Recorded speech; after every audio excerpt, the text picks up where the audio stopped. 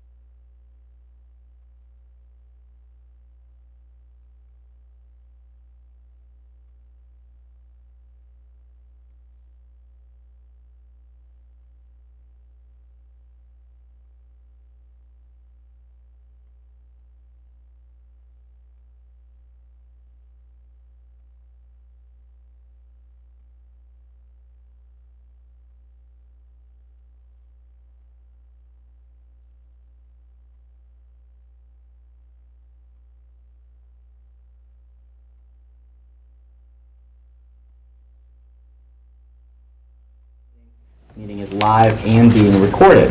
We'll begin with the Pledge of Allegiance. I pledge allegiance to the flag of the United States of America and to the republic for which it stands, one nation, under God, indivisible, with liberty and justice for all. The Long Meadow School Committee maintains educational policies that foster continuous improvement by challenging and supporting all children in a safe and caring learning environment, enabling them to reach their highest potential and become productive citizens. Through effective communication and positive relationships, the Long Meadow School Committee will make informed decisions in the best interest of the students, the schools, and the Long Meadow community. There is correspondence for this meeting. Jim DeRozier is not with us tonight. We have an email from Mr. Ted Steger dated September 30th, 2013 regarding casino impact research, and a memo from Donald Jarvis, Director of Occupational Education for the Lower Pioneer Valley Career and Technical Education Center, dated September 27, 2013, regarding Student of the Month for September 2013.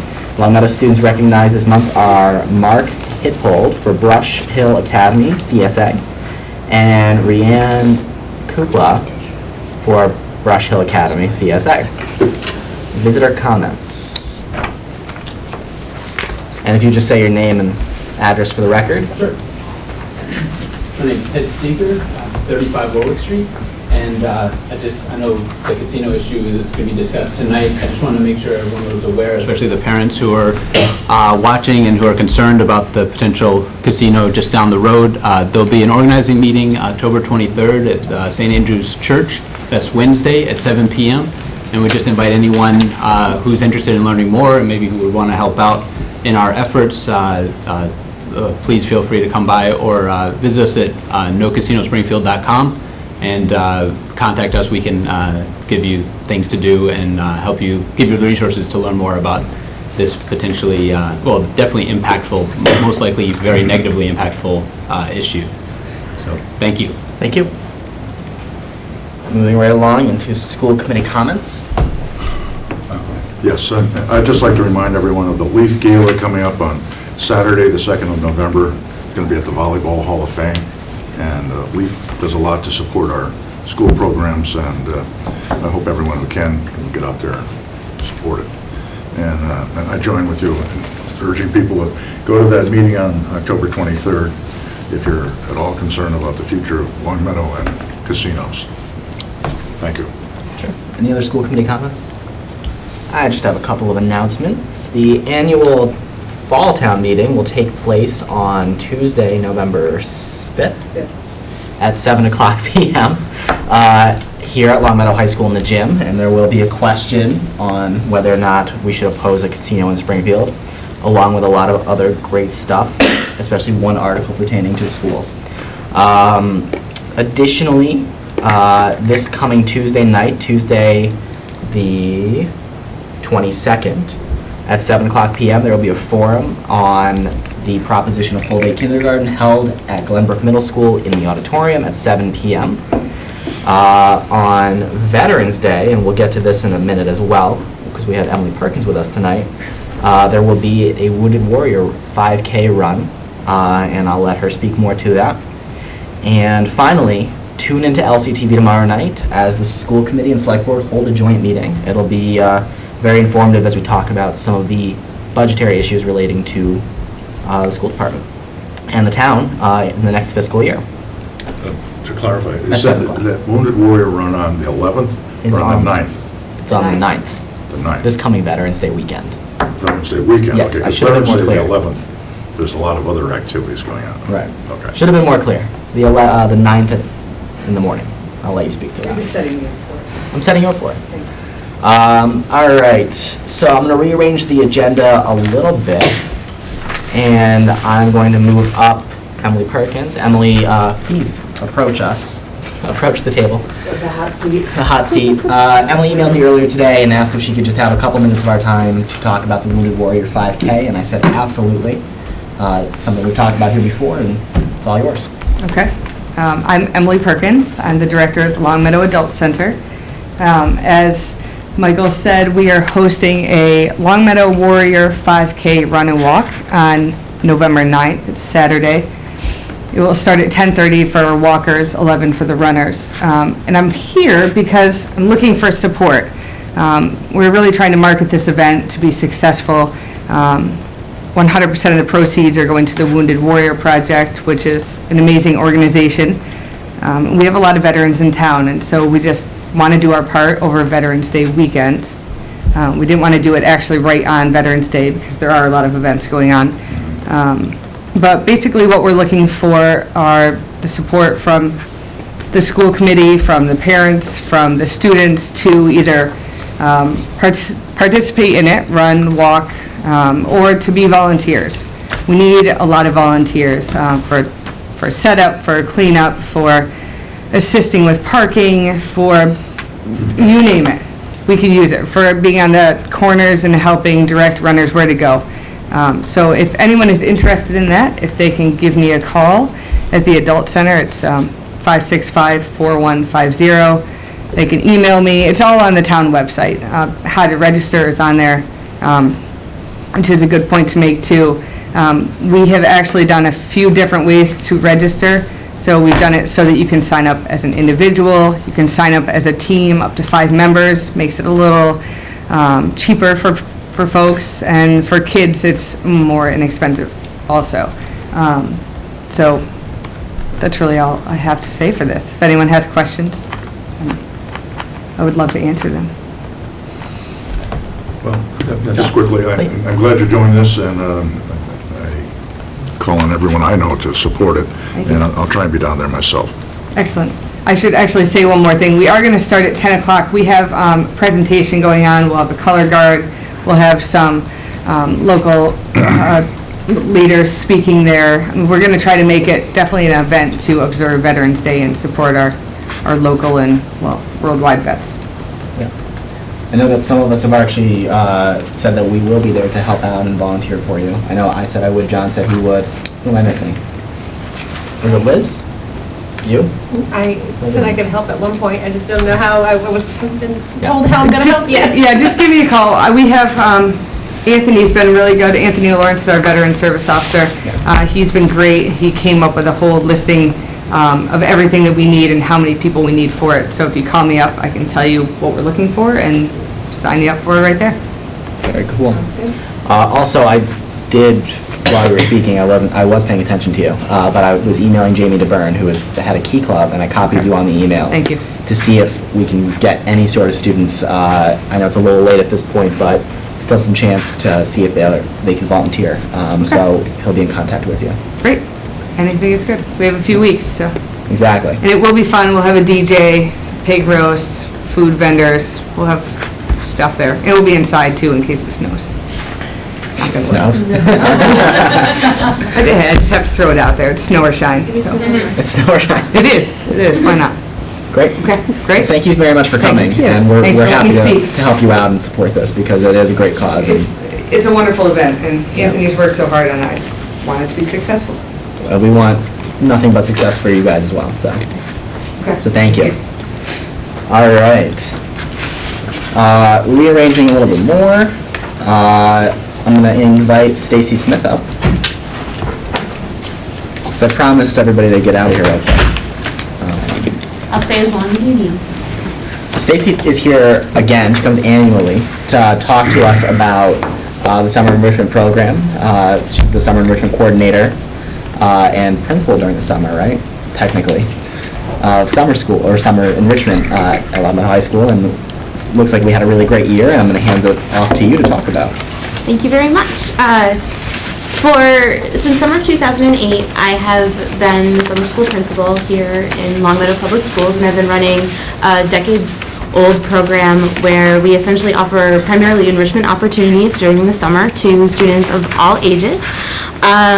We have been very successful during the past few years. We have been able to turn a modest profit and deliver a number of enrichment opportunities to not only Longmeadow, but also to people of surrounding communities. So I've heard again and again and again from a variety of sources that there's nothing like this anywhere else, that these classes, these programs are unique, that they offer an opportunity over the summer that students don't have necessarily the ability to take advantage of anywhere else. So some of our particularly popular programs this year, we've been offering some STEM classes at both the elementary and middle school levels, which have been incredibly popular.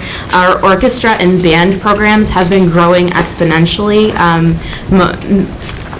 due to the efforts of Dan Albert and Lucy Schrenker, who are two of our music coordinators. So we've seen a real influx in students participating, not only from Longmeadow, but also from surrounding towns and surrounding communities. In terms of finances this year, we turned a profit of approximately $5,344.25, and we ended up being very successful in terms of numbers. We had some of our highest registration numbers ever, some of the most varied offerings that we have ever had before. Let's see. Just a couple of changes. We, of course, have a new facility, which I believe was a real draw for a lot of parents. There were some growing pains with construction. We're really happy that next summer the construction will be complete, and or the construction is complete now. So those challenges will no longer be with us. We want to continue to offer more and more STEM programming, as well as this year we've started to embark upon an after-school enrichment program. So we're hoping to offer a fall, winter, and spring after-school enrichment program, which is brand new. The fall enrichment program is scheduled to start in early November, and we're going to have flyers going out and messages going out to the community shortly regarding those programs and regarding those offerings. So that was another major change this year. And then finally, I just wanted to let you all know that I am now the enrichment coordinator for the district. Before it was really a summer job, and it was the summer school principal, and now I'm coordinating enrichment not only during the summer for pupil services as well as for the enrichment program, but also throughout the school year. So it's our hope to bring as many opportunities as possible to students of the community, and maybe even start some adult enrichment programs as well. One question Yeah. of the after-school enrichment, is that, what age group is that targeted to? We are going to target all age groups. So it is our hope to be offering enrichment classes at every school, not every age Do you know group. what subjects or topics you're going to be offering? Yes, this year in particular, we're offering some STEM classes at the middle school level, as well as a Japanese course at the high school level, some kind of crafty types of classes as well, which is very typical of our enrichment program. So, and those offerings will be available really soon, probably within the next week and a half or so. Those will be out to the community. Good luck. Thank you. John? Does that include in-service courses for teachers or professional No. development? No, that is separate right now. But for professional development, Mm-hmm. members of the community are invited to participate in that, correct? As far as I know. In But they're not something that- It used to be. No, that's just for our teachers. Professional development. Professional But development like courses. some of the, I used to teach a course on the history of film, which was professional development for teachers, but it invited the community to attend. Right, we just Don't do offer that anymore? professional development for our staff. But, well, and aren't there some courses that are open to the community? I don't remember voting to change that. It's an internal decision, it's operations. Well, all right. Joseph, I think that students should feel free to suggest some courses, because the enrichment, Stacy's doing a great job in trying to expand that. Okay. But particularly for the high school level, we'd be interested to know what you'd like to do. Stacy's doing a great job, because when we switched this position and hired her, the hope was to really broaden what we're doing. And she's just come up with the idea of maybe offering a senior citizen computer course that came out of some of the visits. So congratulations, I think you're doing a stellar job. Anyone else? I just want to say that, obviously this is my third year sitting through a presentation that you've given us, and each year, it's just been incredible to see the growth, and it's been incredible to see the enthusiasm that not only that you keep, but that the community continues to have. And obviously this has been your best year ever as far as enrollment and attendance, and I'm very much looking forward to what we're able to do after school. Obviously, seeing what we can do with seniors, and when we had the open house for seniors and throughout the weekend, I had a lot of conversations with people who would love to utilize this building for adult education classes. And obviously, they would love to come in the middle of the day. And I said, well, that's, we have a school that's open during those hours, but certainly, we're always examining ways that we can do it. And, the fact that we're rolling it out year-round now is a huge step forward. So I'm looking forward to these ongoing reports and seeing, the incredible work that you're doing. So thank you. And one thing that should be noted is we're not worried about the bottom line, how much money is made annually, because we decided to keep pouring money back into the program to buy STEM supplies if we need arts materials. And so I think Stacy's been good about that, but I hope that we'll all support that this becomes a revolving program that we continue to build. And I would definitely echo those sentiments, because I know I can be a little bit stingy, just to be completely honest with you. I'm always a little bit nervous that the bottom line isn't going to be favorable. And so now that we've built up something of a cushion, I'm very excited that we can start to take some of that money and put it back into the program so that we can continue to offer the types of classes that would have been pretty much out of the question when I started. So I can't wait. And I'm also always very much interested in any ideas that anyone has. Please feel free to contact me if there's anything that you think of that you would really like to see at any particular age level. I mean, one of the joys of this program is that it really doesn't have any limits in terms of what and the potential that we can offer. So I'm always open to any types of new ideas that anyone has. John? Will senior citizens be eligible for this after-school enrichment? That's not something that we've actually even talked about or explored yet. I think that what we were talking about primarily was targeting specific classes to the senior citizen age group. So elementary, middle school, and high school students? That for the after-school enrichment, but we were talking about some adult enrichment classes during the evenings. Well, the adult enrichment classes, they would be, you pay for these, right? That would probably be the case, but like I said, it's so much in its infancy that we haven't really even begun to explore the details yet.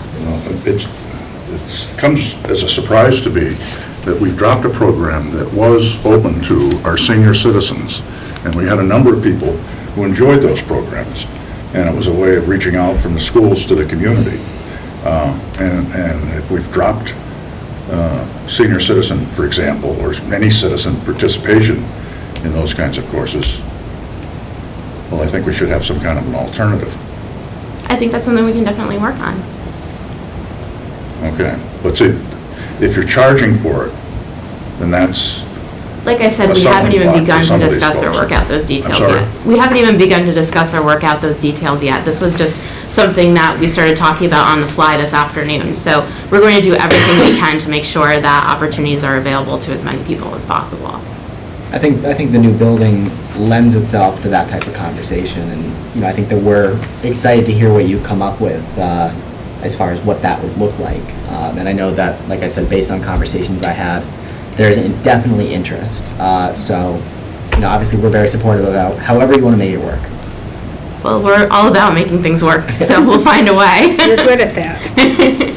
I've already actually spoken to Megan Schwartz, the teacher of one of our community service learning programs, and she says that her students might be very interested in volunteering to help out with those courses as well, with the adult enrichment courses, so. And that'd be a really great sort of bridge between, you know, what actually goes on here and, you know, the greater community. So that'd be really cool to see.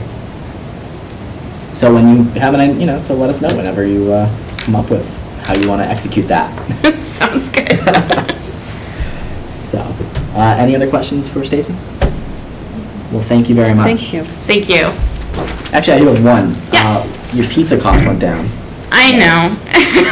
Actually, You have been stingy. what was that? You have been a little stingy. Well, actually, the pizza cost going down is a direct reflection of the number of volunteers we have. We have fewer volunteers we had fewer volunteers actually this past summer than we ever have before, and I'm not 100% sure why that is the case. I do know that we have instituted an interview process, and even though we never say no to anybody, I think kind of the extra step of that commitment might be a little bit of a deterrent. So I'm not being, there's still pizza at the beginning and pizza at the end, I promise. It's funny how you had, you know, your highest number of students enrolled and your lowest number of volunteers. I know. So, as long as it works, right? We'll do what we can to pick up those numbers for next summer. Well, you know, And I'm we'll not too spend more concerned. money on pizza if that's what Please. you want. Please. There's not Well, a lot of Michael time. wants to be invited for pizza. I don't know. Maybe that's what he's saying. A little bit. So, You're always invited. thank you. All right, awesome. Well, thanks so much for coming. We appreciate it. Thank you very much. Keep up the good work, Stacy. Thank you. All right, back on track. Old business. All right. Let's see. Superintendent's report. I reiterated about the dedication ceremonies because I'm hearing so much from the public. It just was an amazing tribute to Long Meadow. The pictures have come in, so people who are interested in seeing the pictures, let me know. Joe Aberdeel did a phenomenal job of capturing the senior citizen concert and luncheon as well as the dedication ceremony itself. So, the kindergarten committee met, and the chairs are Janet Robinson and myself, and we had our first two meetings. We put together a charter, and in the charter outlined all the things that we want to accomplish over the next several weeks. We hope to wrap this up by November because we need to come forward if we have any budget recommendations. So we will look at the literature, examine space at the elementary schools, determine cost implications, and bring forward a knowledgeable recommendation. There's also going to be a parent kindergarten meeting on October 22nd at 7 p.m. in the Glenbrook Auditorium, so we hope that you can make that. All the members of the kindergarten committee are coming to hear what the opinions of the parents are.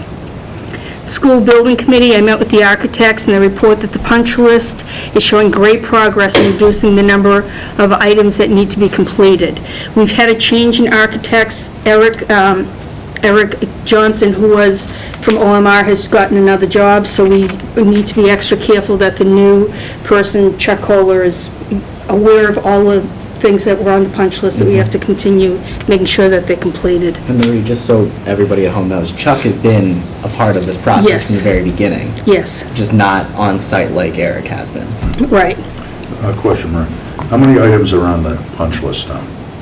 About 225.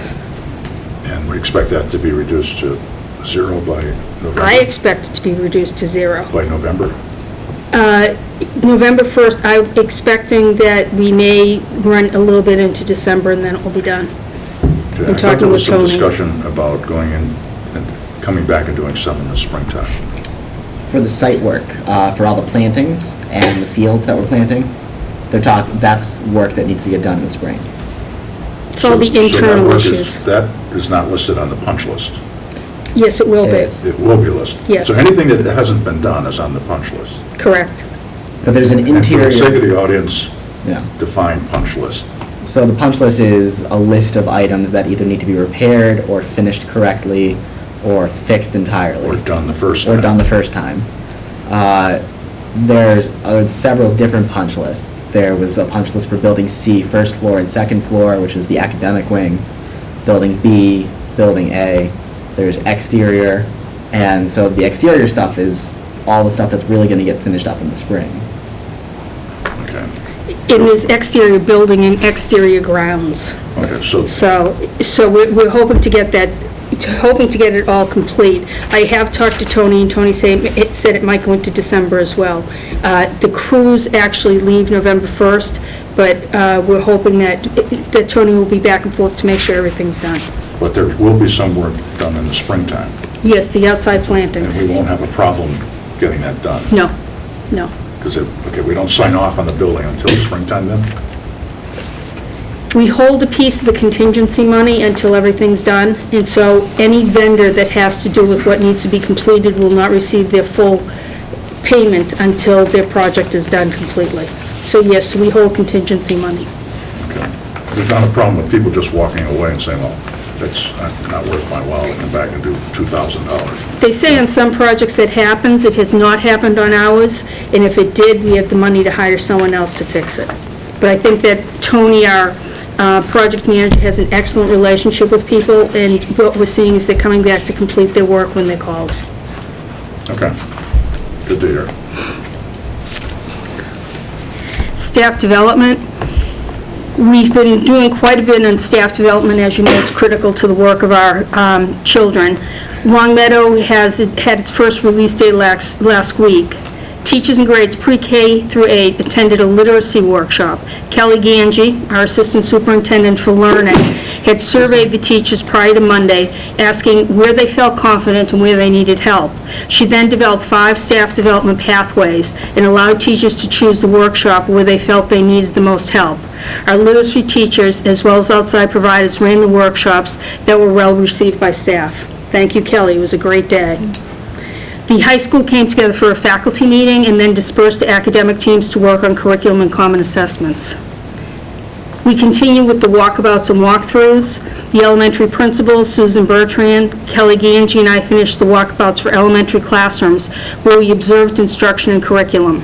We have visited all general education classrooms at Wolf Swamp, Center, and Blueberry, where we saw a variety of teaching techniques as well as curriculum. In addition, Chris Collins, Dan Sullivan, and central office administrators began the middle school walkabouts. We have visited the 6th grade at Williams, and we will go to Glenbrook this week. The administrators engaged in great dialogues about what effective teaching looks like, and will use this information to help keep continuity while evaluating teachers and mini observations.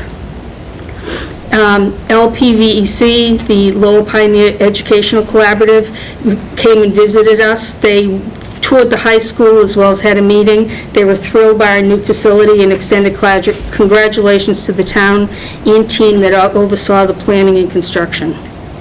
Also, the secretaries from across the district were invited to see the new high school and to meet as a team. The meeting, arranged by Diane Gigantis, was well received. And that is my report. Any questions for Marie? Great. Next on the agenda is the Assistant Superintendent's report, and I asked Kelly to give us a little bit of a preview or show us what she's been working on. And obviously, in addition to everything she's been working on, curriculum-related, she had time to build a website. So she is going to show us a website she built, and she showed it to me, and I was blown away. So it's all you. All right.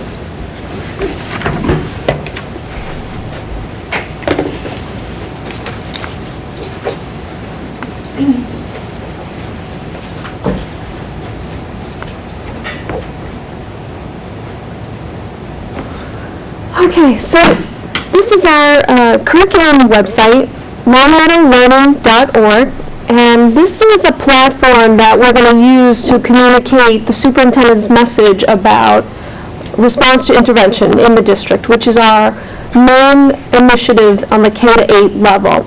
So we want to use the website both as a place to communicate the core components of the initiative, but also to provide professional development to our community members and our educators as well. So this is under construction, and we'll be adding to it throughout the year. The home page or the landing page will allow you to see the contact information and find out more about general RTI frameworks. So this is some information for community members who may not be familiar with response to intervention, which is a 3-tiered model for student support. It's a way to personalize learning for all students. So this is of interest to community members. Also, in terms of student learning, we began to construct some pages that will help educators and community members understand the Balanced Literacy Initiative, which is Tier 1 of our Response to Intervention initiative. So that is the tier that applies to all students, meaning universal curriculum guaranteed for all K-5 children in the district. The two major components of that we've highlighted on the website thus far are Reader's Workshop. So educators and community members can come here to find out what Reader's Workshop is all about, and we'll be providing some sample video vignettes to show you what it sounds like and what it's like to be in a balanced literacy classroom. So those will change over the year. The other main component of balanced literacy that we've begun to discuss on our website is Writer's Workshop, which is a mirror image of readers but focuses on the writing skills that our 21st century learners need. So video vignettes will help community members and educators see what that will look like. The core of our website is professional learning pages for our educators to really support their work. Their work is the backbone of the Balanced Literacy Initiative, that Tier 1 instruction. So community members and educators can come here to find out what does Tier 1 instruction look like. Right now we're focusing on the elementary level on our website, so you can find out some general information about Reader's Workshop and Writer's Workshop, those two major components that I spoke of, and the other two aspects of balanced literacy, which is phonics and interactive read aloud. So this will give you a sense of the time frames, the types of learning formats that happen during these four components, and some other important information. Also on our website, we've been able to outline the 5-year plan for our Balanced Literacy Initiative. So this will walk educators and community members through what balanced literacy will look like in our classrooms in 5 years. It gives you a sort of a video tour of that, whereas the other pages give you a narrative description. These videos will be interchangeable with video from our own classrooms as we develop this initiative throughout the year. But right now, there are some general external videos that show you what Reader's Workshop look like, Writer's Workshop, small group instruction, which is a way to individualize support for every type of learner in a balanced literacy model. Okay. And phonics instruction. And then finally, an outline in general terms of our 5-year plan, where we're going each year. And this year is year 2 of our 5-year plan. So we are 1 year into this balanced literacy initiative. In addition to an outline of where we're going, we also have information about the professional development that we're offering our educators to support them along this journey. So as Marie said earlier, we've been able to offer 5 different pathways to educators at the elementary level this past Monday, October 7th. And those help educators explore Reader's Workshop mini lessons, Writer's Workshop mini lessons, phonics, and small group instruction. We've been able to house our registration materials here on the website so that we can provide easy access for our educators. Okay, and finally, this page houses all of our essential professional development documents, so we're able to communicate our professional growth course schedule here, and all the other forms that teachers need, as well as a calendar of professional development events throughout the year that you can click on to find out, as an educator, what's coming up for professional growth and other coursework. So we're hoping that the website also helps communicate information quickly and in a very accessible manner for our educators. And finally, there's a blog on this page that will outline some important things and share some important news relative to the happenings around balanced literacy, professional development. This article happens to pertain to feedback that we received from our educators after our October 7th Professional Development Day, responding to their burning questions about balanced literacy. So you can read some of the news here. In terms of communication, you can also follow me on Twitter if you're into that kind of thing. I'm actually tweeting my walkthroughs. The superintendent talked about our walkabouts, and we've just seen some incredible instruction happening in the classrooms. So I've been able to tweet about all of the artifacts and the teaching and the learning that we're seeing along our way. And that's a great way for community members to get a glimpse of what it looks like inside of our classrooms. Sometimes our community members, they get to hear, but they don't necessarily get to see what it's like on the inside. So longmeadowlearning.org is the site. Our team here at Central will continue to grow and develop this website and add to it as we learn about our needs for balanced literacy as we move forward in our 5-year plan.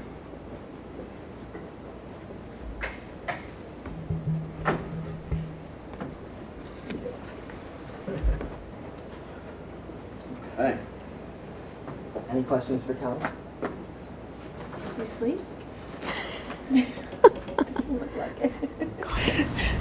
Good job, I like it. Thank you. Thank you for doing that. Yeah, I think the website's phenomenal. We're going to take this and model it for a budget page, as well as change some other areas of our website. But I think this makes it so accessible to the staff, as well as community members. It's absolutely fantastic. Thank you. So, thank you. Really well done. Thank you. So that's just a little preview of what Kelly's been working on. And now, my update. So I've, since we last met, I feel like it's been a whirlwind. Obviously, as Marie pointed out, we had this wonderful high school opening, and I can't begin to thank the community for, I think we probably had about 1,000 people come through, for all of their support. Kim did so much. She did all of the invitations, all of the posters. She changed them 20 times every time somebody forgot a name or spelled something, or we gave her the wrong spelling, or we decided that we wanted a different poster. Diane basically remembered everything we forgot, and that was a lot.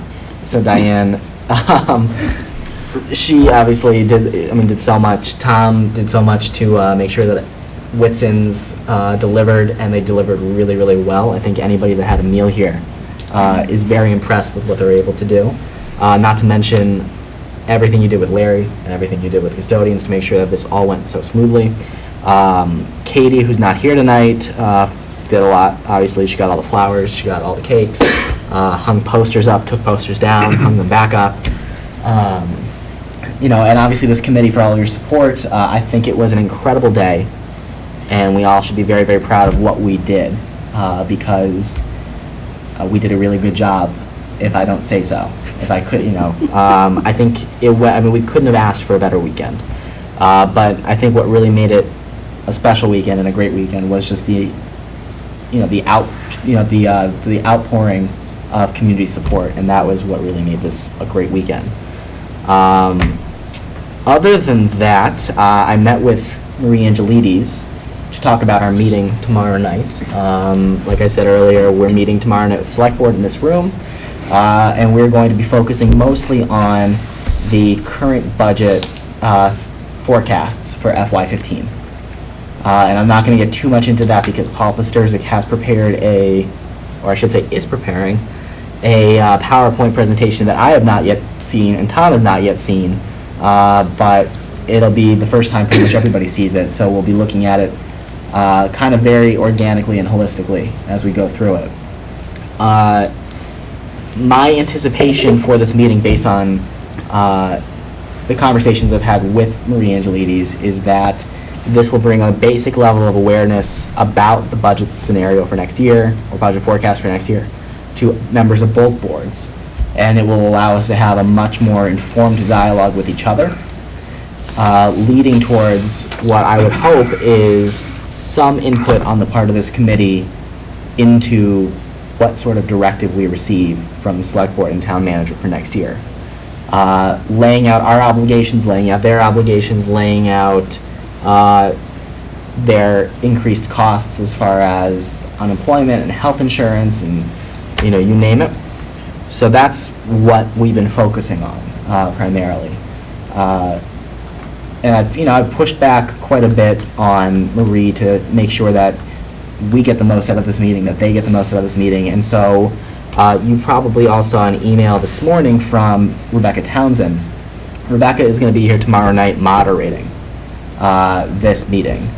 And she's going to be here to do that because Marie and Stephen Crane felt that we could not effectively participate if we were trying to play referee the entire night. And so we're going to have a unbiased and, an experienced moderator at this meeting tomorrow night to just kind of play referee a little bit and let everybody take part in this meeting. So it should be an experience, I'll tell you that much. A question. Sure. Are members of the Finance Committee going to be there? The Finance Committee has been invited to watch. They have not been invited to participate, and my assumption is that they will not have any opportunity to comment or speak during this meeting. Okay. And I'd just like to remind everyone that the Finance Committee is not elected by the voters. The Select Board is elected by the voters, and the School Committee is elected by the voters. Mm-hmm. So this Finance Committee owes its existence to the decisions of some people that are remote from the voters. And that, I think, is reflected in their outlook on the world. But, okay, good. So, yeah, so they will, my anticipation is that at least Richard Lias will be here, Pete Landon will be here. That's what I'm gathering, just based on what I'm hearing. And finally, my last piece of update is that last Friday I was invited to go to Center School and speak to the entire second grade about what I do on the school committee, what we do as a school committee, and I had a really great time with them. They had a lot of really great questions about what we do as a school committee, and I think that it was kind of, refreshing in a sense, because I feel like for the majority of us, we don't actually get to see a classroom too often. We don't get to interact with these people that we're actually working for on a daily basis. And so it was really nice to get in there. They asked me, questions about what we do, like what our responsibility is as far as budget and operate policy. They asked me about, why I wanted to be on school committee, and they asked me about all of you and what you guys do here too. And they asked if I was Mrs. Hutton's boss, which there is no clear answer for. I determined. Because and I said to them, they said, because Mrs. Hutton was sitting in the corner and said, are you her boss? And I said, not really. And they said, well, what do you mean? I said, well, the school committee is the superintendent's boss, and the superintendent is Mrs. Hutton's boss. And so I guess technically, yes, but no. and there's no clear answer, but I think that they kind of got what I was getting with that. Yeah.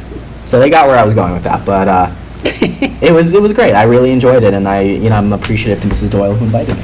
Well, maybe you should have talked about the chain of command. I did.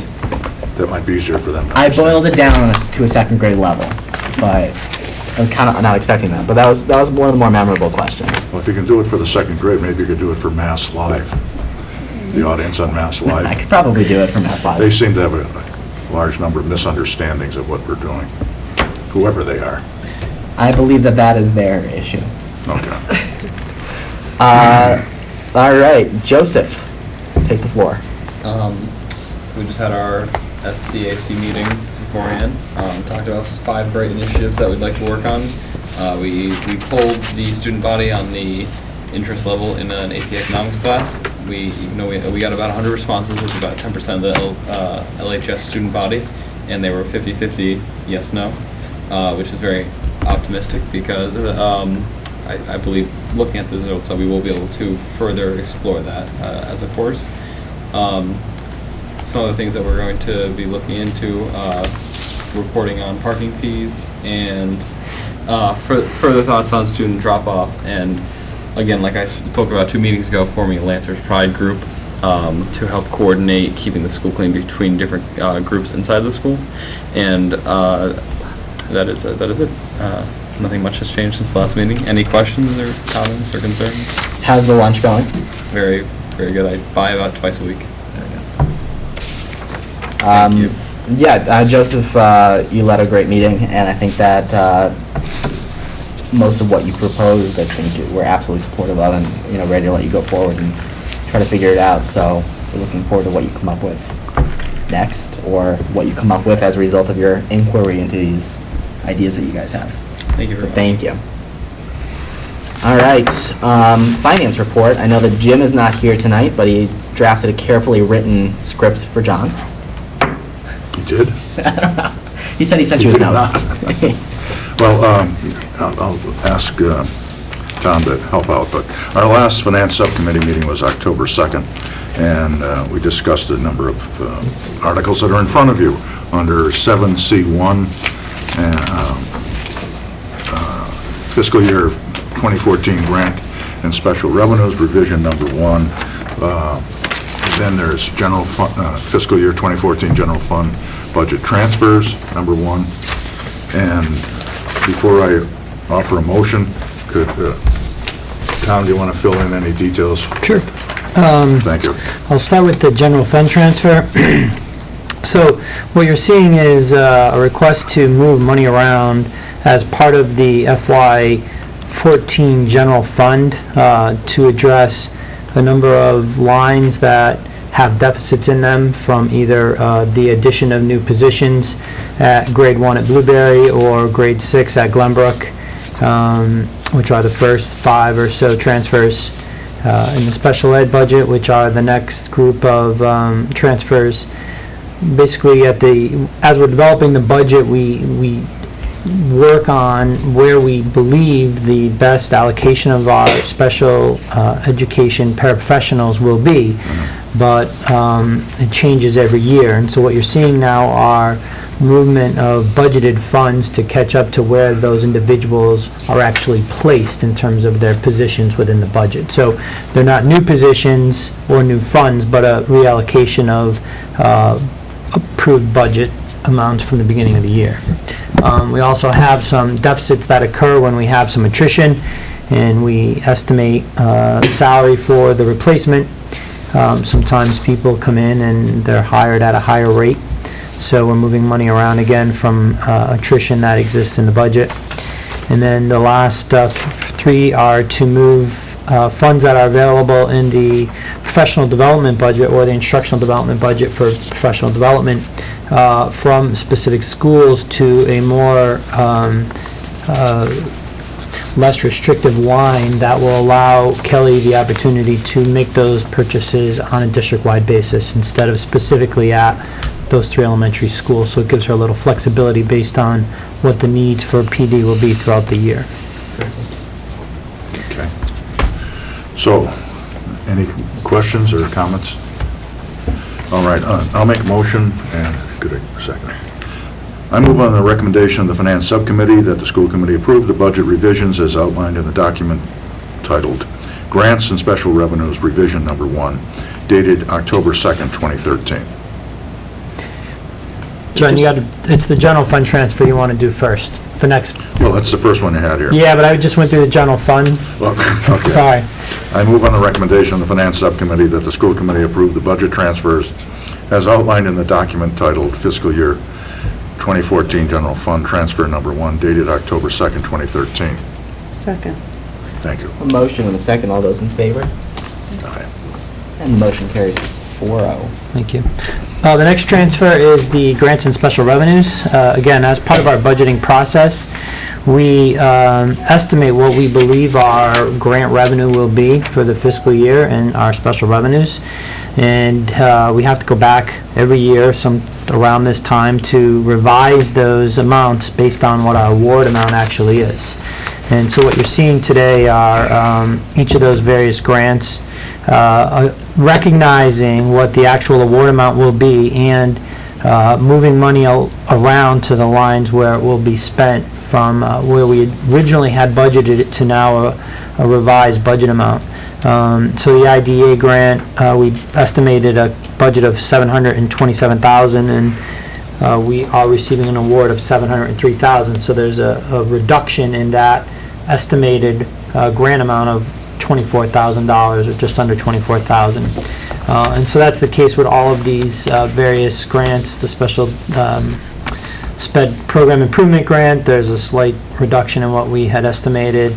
Title 2A, again, there's about a $2,000 amount. The amount's less than what we anticipated, from $51,000 down to $49,000. Race to the top, the amount is not changing. So there are no changes in terms of the specific lines there. Title I, we're receiving a slight increase. We estimated it at $158,000 and change, and the award is for $172,000. The big change is in our circuit breaker. The state has increased the percentage of reimbursement to 70%. We estimated it to be closer to 65. So there is some of the increases attributed to the higher funding at the state level for circuit breaker, which is funds from the state for special education costs that exceed a certain amount. And we also had increased costs as part of our claim. So it's a year behind. We submit a claim based on the previous year's expenses associated to high cost incidences, and they reimburse at a certain rate after the first $41,000 or so.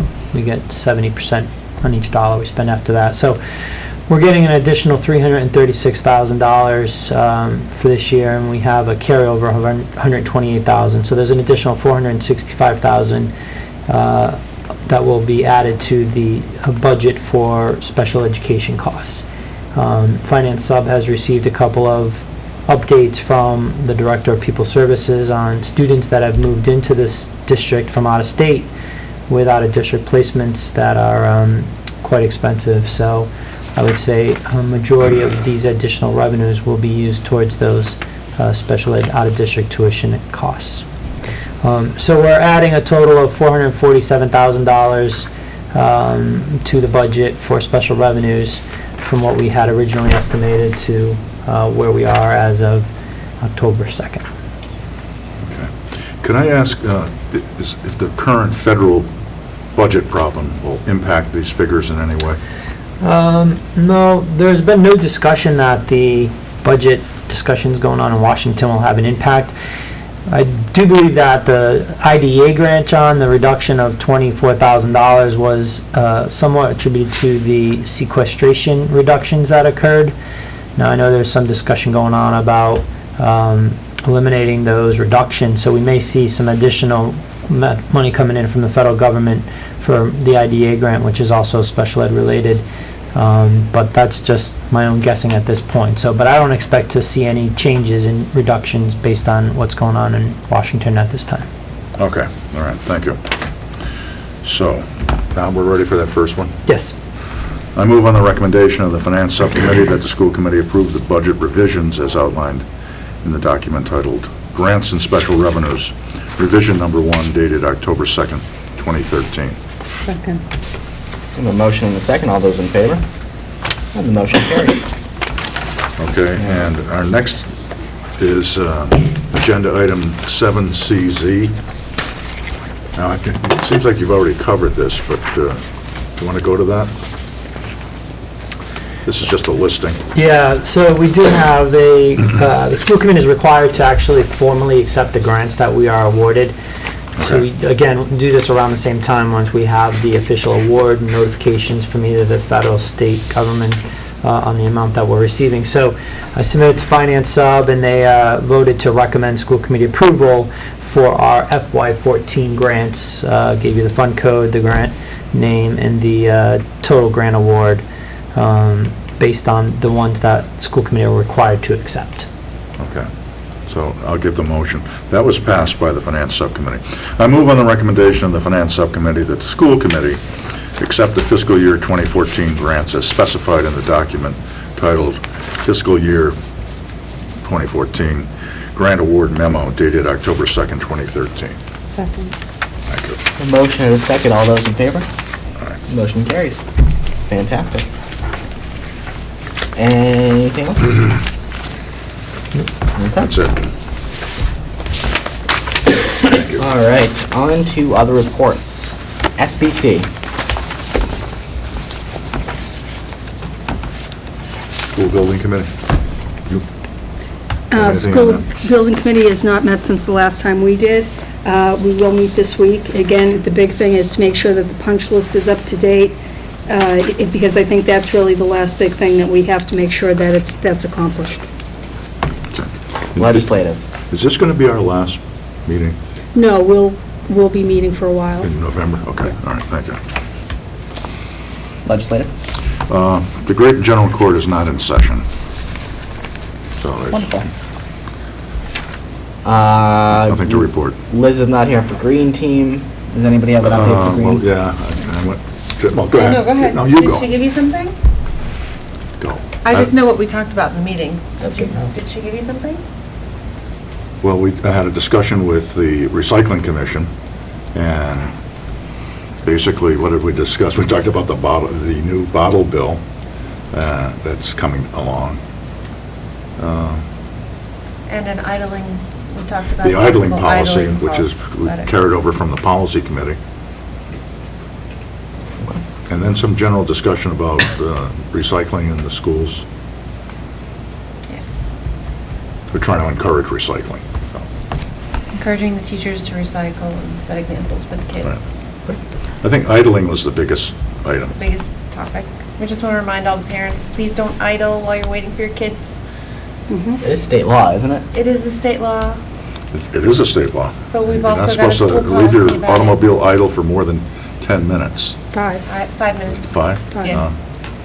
Also, we're recommending that we ask parents not to idle for more than 1 minute.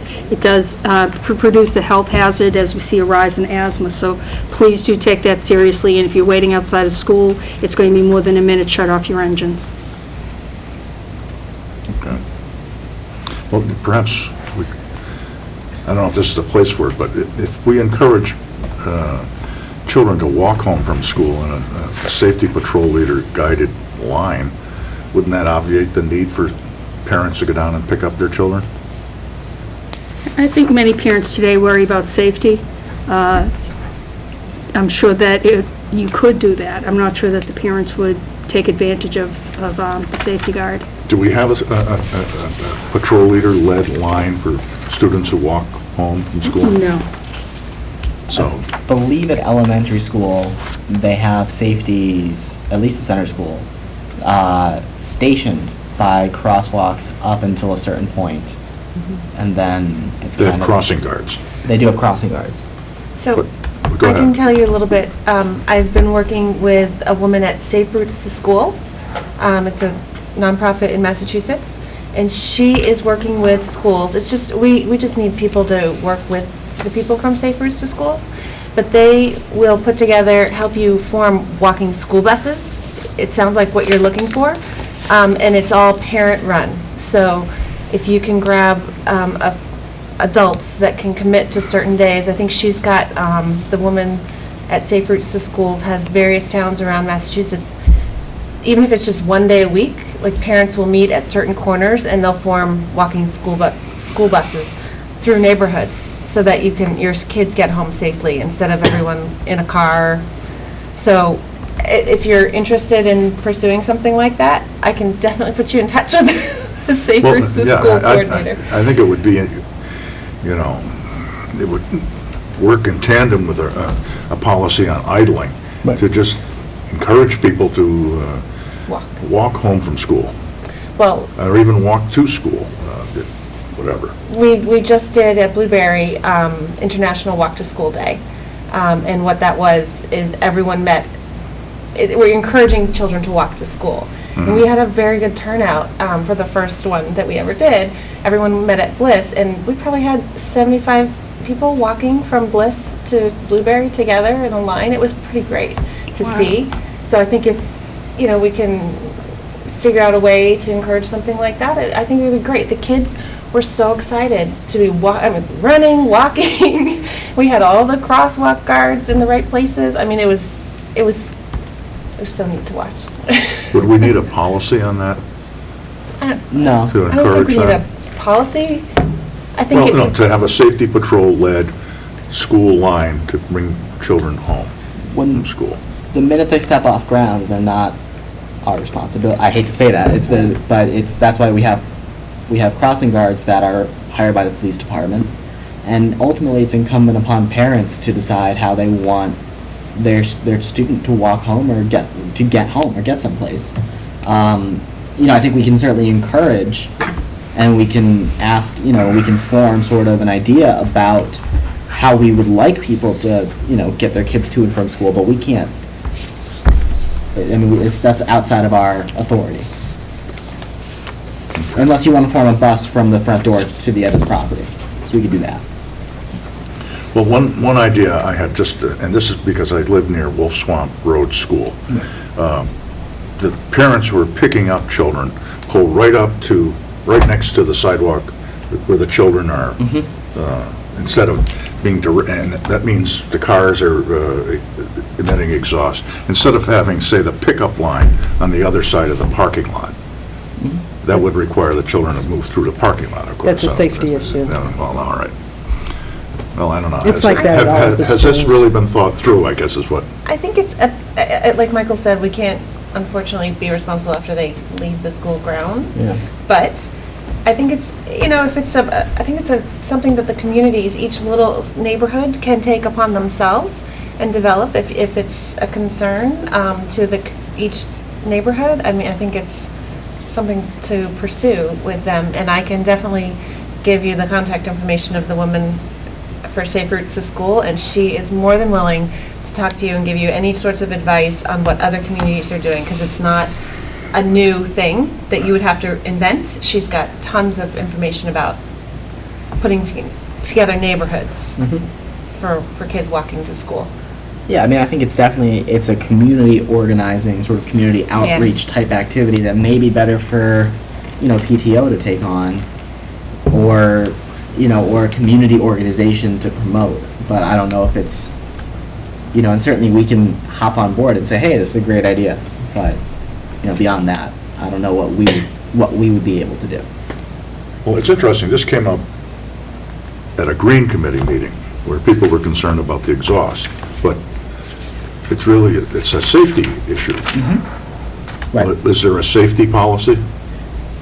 Well, I mean, certainly we have procedures in place for student safety, but once they leave school grounds, it's public safety. And so the police department's responsible, which is why we don't pay for crossing guards, which is why we have police officers at certain intersections and not teachers or students. Because it does, I mean, it blurs the lines of, well, what's school and what's public safety. And I like to think that once you cross the threshold over our property, it's now a town issue, it's a public safety issue. Okay. So, all right. Katie's not, anything else on Green? That was about it. Okay. Katie's not here for SEAL, and I have no idea. Collaborative? The collaborative hasn't met since our last meeting. We'll be meeting on the 23rd. Well, just a general reminder to everyone, we are undergoing collective bargaining with the drivers, and that's ongoing. Nothing happened there yet. Middle school working group? We haven't met. Yeah. I think, and I can kind of take care of, I skipped over operations, but I can kind of take care of these two for Jim. Jim right now is working on getting a new charter for middle school working group, which I know he kind of put in front of us a little bit, but it's lending itself to a larger conversation about townwide facilities, and how do we, and what has always been the challenge with these discussions is what's a good investment, what's a bad investment. If the roof needs to get done, but in the next 10 years there's a building project, is that a good investment? There's not a building project. But that's the sort of question that Jim is trying to tackle, and I think is trying to get the town manager on board with. And so I know that he hasn't made too much progress there yet, but he's working on it.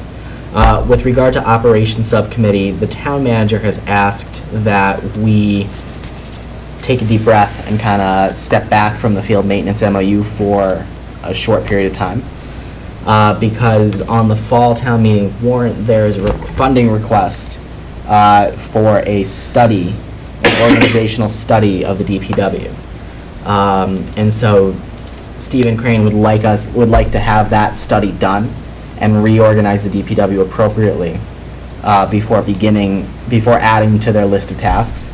Additionally, Carl Quist, who is the field maintenance or the field director for the town, is retiring in January. And so it doesn't make sense to start something with him that he won't finish. So that's kind of where we are with that. Okay. Now, policy subcommittee, I see 8A has some policies. So, yeah. So we just let that go, or what? We can either do it now or we can wait. I don't care. I don't have a preference. We can wait a minute and get to it in a second. Okay. Naming committee has not met recently. But leaves are officially on sale for the Ian Wax Tree of Courage. And information on the purchase of those leaves is available in the main office of the high school. Question on that? Yes. I know personally my family signed up to get one, and it was unclear would the checks were to be made out, and when we contacted the main office, they also didn't know. Good question. Probably should make it up Long Meadow High School. That's what I said. Exactly. Is that the correct? Yes, and Long Meadow Public Schools. we're going to the town to actually set up a separate account, but for now, it can go through the high school. So Long Meadow High School would be fine? I think, Long Meadow Public Schools. Tom? Long Meadow Public Schools. Okay. Thank you. okay. We're all, should have thought, that's the one, like, that's the details that we sometimes forget because we're thinking so high level about these things. Kindergarten committee. Okay, Maria has already addressed that, we formed the kindergarten committee. It's composed of the 3 principals, 3 kindergarten teachers, parent representatives from each of the schools, Kelly, Marie, and myself, and Kim as school committee members. We are looking at different issues regarding full-day kindergarten, whether that be something that we choose to implement or not. We want to do a complete study first. And to do that, we need a parent forum. So if you are interested, if you have any questions, concerns, comments, please come out on Tuesday at 7 PM at Glenbrook.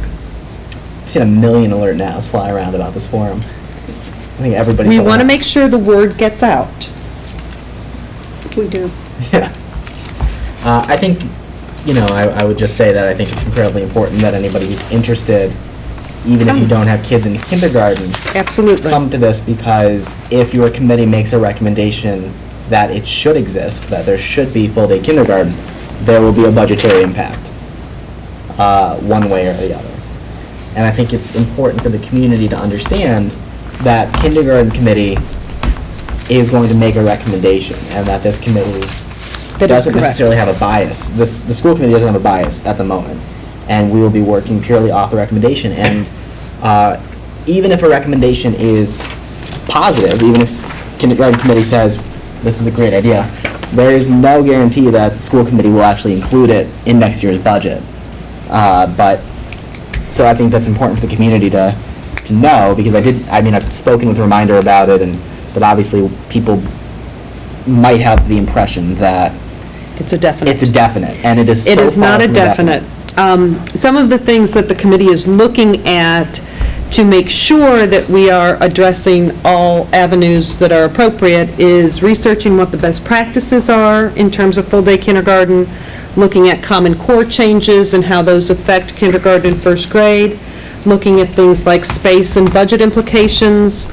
We're looking at like districts throughout the state, those with similar socioeconomic backgrounds, similar special education populations, to see what they're doing. We're also looking at surrounding neighborhood communities to see their situation as well.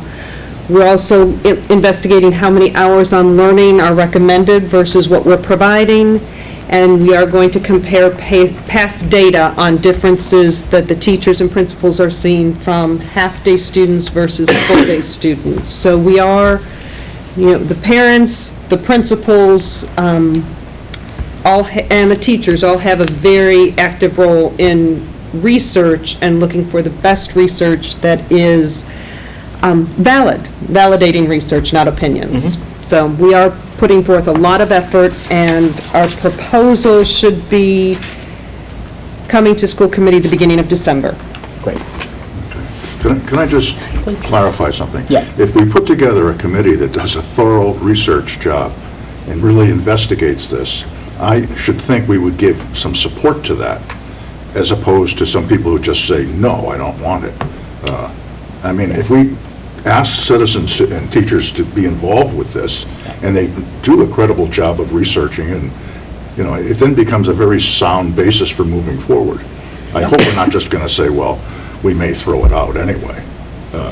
If we're asking people to serve on And this certainly committee. that's not what I was meaning when I said, and No, but I think, that Michael was right in saying that, there is a definite budget implication Well, of course. by but going to full day that we do have to address, and, with the budget situations and the economy the way it is, that may not be something that we can, just automatically assume it goes into our budget. That is going to have to be a discussion. Yes, but I just want to reiterate, if we're asking people to do some research, and they come up with some empirical studies that show best practices, then we're not just going to ignore it. Of course, it may cost more money. If we go full day, and we currently don't have full day, of course it's going to cost more money. Right. The question is, and that's our decision, I guess, is that in the best interest of the schools and the town? Right. And John, you are absolutely correct that that I believe that this committee will take the recommendation of kindergarten committee very, very seriously.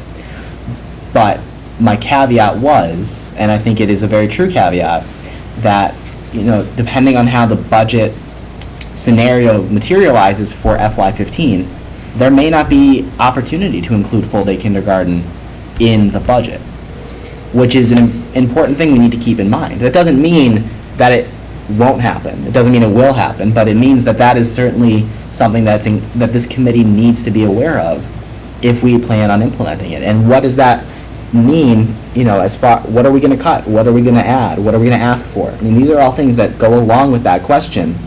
And given our past year's experience and the way that the scenario is not all that different this coming year, there's a really, we have a lot of questions to ask, and, from a budgetary standpoint. And that's all I'm trying to make everybody aware of, is it's not a given if it's a positive recommendation.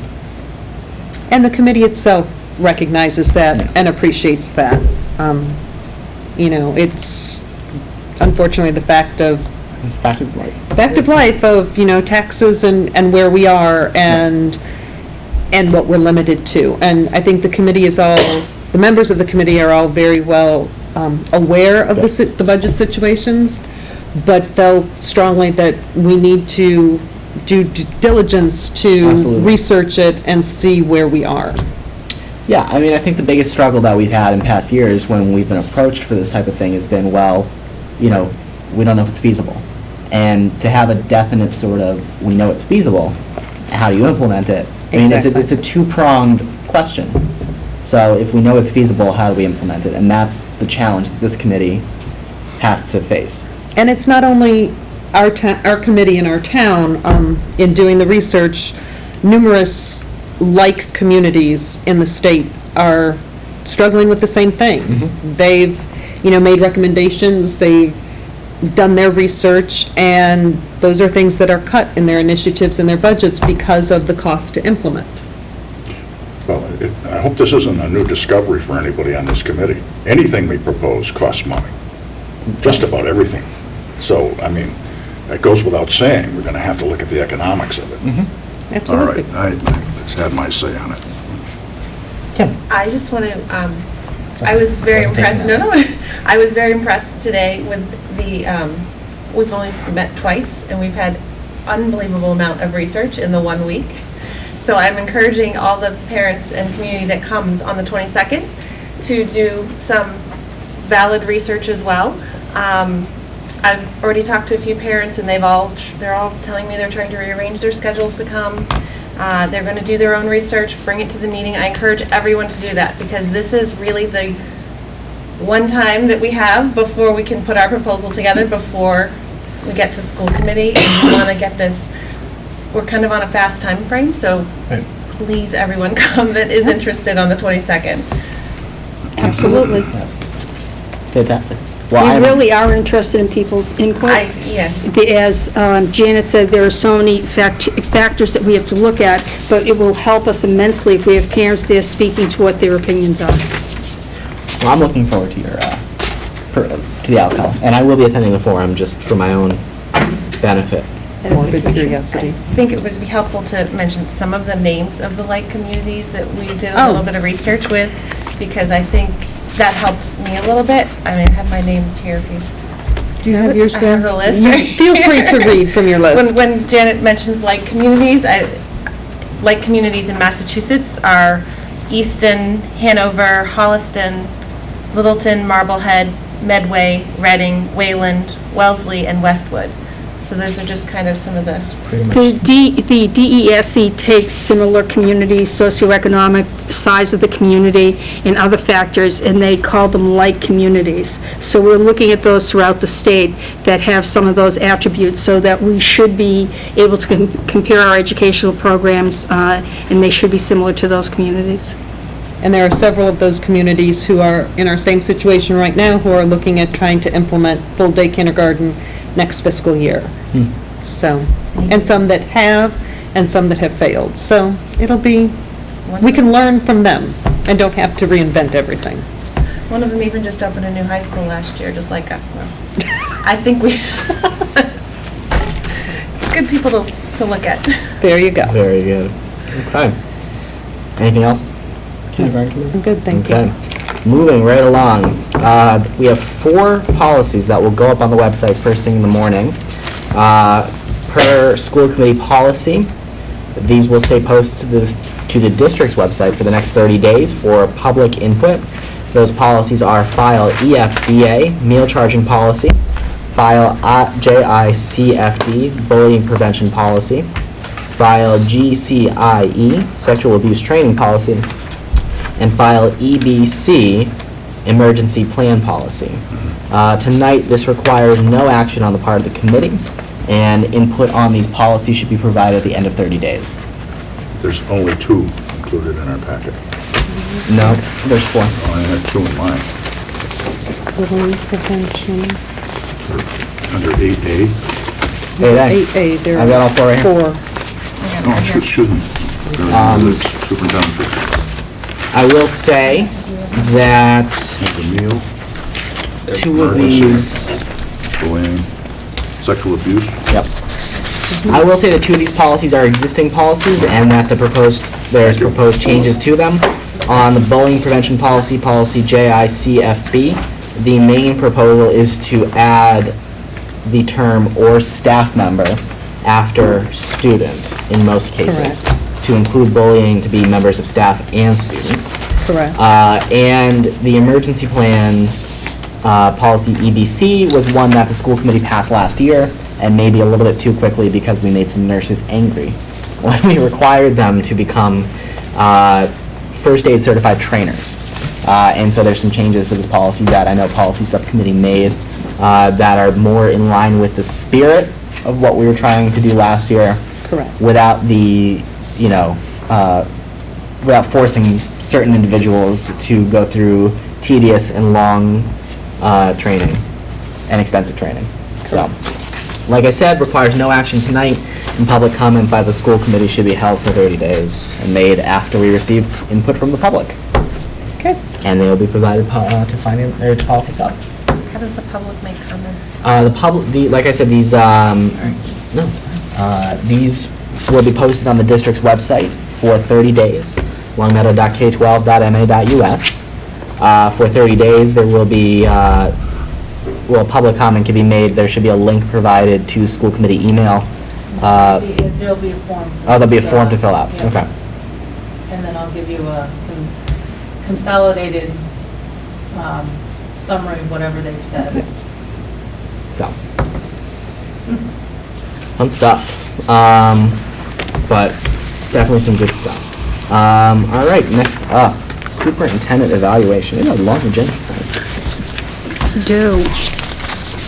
So, just for the committee's benefit, the superintendent evaluation process consists of 4 parts. Is that correct? Yes. It consists of a self-evaluation, which is the first piece of it tonight. It consists of an actual goals document, which we'll be producing in the next 2 weeks for you. It consists of a mid-year evaluation, where the school committee will provide a an evaluation that does not hit the superintendent's record, per se, and an end-of-the-year evaluation, which does. So this is the first part of this. This is the superintendent's opportunity to reflect on last year's evaluation and last year's goals, and talk about ways that they will improve in the coming year. And so I will now hand it over to Marie. Okay. Last year was the first time through the superintendent's evaluation, so it was a complicated process. As you'll recall, there were 4 major standards: instructional leadership, management and operations, family and community engagement, and shared vision. Off of those 4 goals, there were 20 indicators that included specific strategies for many, many areas: curriculum, instruction, assessment, evaluation, data-informed decision-making, etc. And it went all the way down to communication, fiscal systems, family concerns, and more. I think that Michael and I were overly ambitious when we looked at goals last year. There were 99 of them. So I went to a DESE meeting. We were shooting for 100. We were. We fell short of that goal. You can come up with one more. I could, trust me. But in looking at that, there were too many to take. We did well because 90% of them were achieved, but it was too much because we should be able to focus in on a couple of things. And I think that's one thing I'll recommend to the committee, is that we limit the number of goals so that we can really focus and make them achievable. 90% were achieved, and I think, though, my focus was primarily on curriculum, instruction, staff development, and technology. I was involved very much with budget development and community building. And I think that my focus was definitely played in key areas. I wouldn't change what I did last year. In terms of having a budget that sustains curriculum and instruction, that's why we're here. We're here to make sure that students get what they need. The next part of Goals Achieved talks about some of the specifics. Math and literacy still dominate our work. Those are the areas that are absolutely critical. All students need to know how to read and write, as well as to compute and think about math and processing and reasoning. So our efforts are beginning to pay off. We see that at the early ages in grades K to 1. The middle school levels are also engaged now in a literacy initiative that we should see better reading when they're reading the subject areas like social studies and science. We're talking about research to intervention, the adoption of the BASS assessment system, and Ames Web is being piloted this year to help students to identify students who are achieving above the expected norm, as well as students that need more support, so that we're providing those supports. We've built a support system in place thanks to school committee that gives support in literacy and gives support in math. And that's all part of RTI, is to give those students double blocks of instruction so that they're able to catch up with the others and get back into class without eventually needing special ed. Technology, I think, is one of, I consider a high achievement. Over the past 3 years, we have been able to embed technology into every school. We've looked at numbers. We know that Blueberry's still a little bit behind the others in terms of staff to student ratios. But right now, when I talk to teachers, they're absolutely thrilled, because now they can begin to integrate the technology into their curriculum, because when they plan, they're able to get a hold of the computers. Before, they plan a lesson and they couldn't be sure that they have the equipment. The one little problem we're having right now is bandwidth. I think, as everyone knows, that Kevin is working on that, and Comcast is, Verizon has to disconnect a cable or a switch, and we can't switch over to the new vendor until that's done, and it's all in Verizon's hand. They have to do it by December. So that's the one hitch, and the teachers would say, because so much equipment's being used, that it's really slow right now, but we're working on that. But we have Elmo's in use, graphing calculators, iPads, and more. So it's Chromebooks. It's great to go into classrooms and see so many being used. And during our walkabouts, we saw computers in everything from the kindergarten all the way through higher grades. I'd like to thank Kevin Waranda for his leadership, because he's critical in making all of this happen. The community building, we talked about communication as being an area that I could put more time into. I'm first of all looking at community building, because I think my presence at school and community events is a way to do that. I have direct contact with people. I'm able to hear their concerns. I'm able to mix in with the community. So I saw that as an effective vehicle for communication, but I do realize that I need to look at other ways of getting out communication. I've made a concerted effort this year to call the reporters, and I've done that for the International Walk. I had contact with them. There's a center, they're making meals for people, and they have the pasta supper at Williams tonight. So I'm making efforts to get out there and to make sure the press is covering these events. The budget process is critical to all we do. Tom and I spend an awful lot of time talking, as does our central office team. It's critical that I understand what's going on with the budget, because as new initiatives come forward, there has to be flexibility in where can we cut, as well as what can we add on. I think a successful superintendent isn't coming forward with 15 initiatives that they want you to fund, but one that comes forward with a reasonable amount of initiatives that you know the community and the school committee can support. And that comes from a detailed understanding of the budget. There are also management of staff issues, conflict resolution, making sure grievances don't get to the level of school committee. I think negotiating conflicts has been a strength, and that my relationship with the LEA is certainly something that that means we have a close relationship, and we're able to walk through a lot of the problems. I meet weekly with the LEA, and I value that relationship.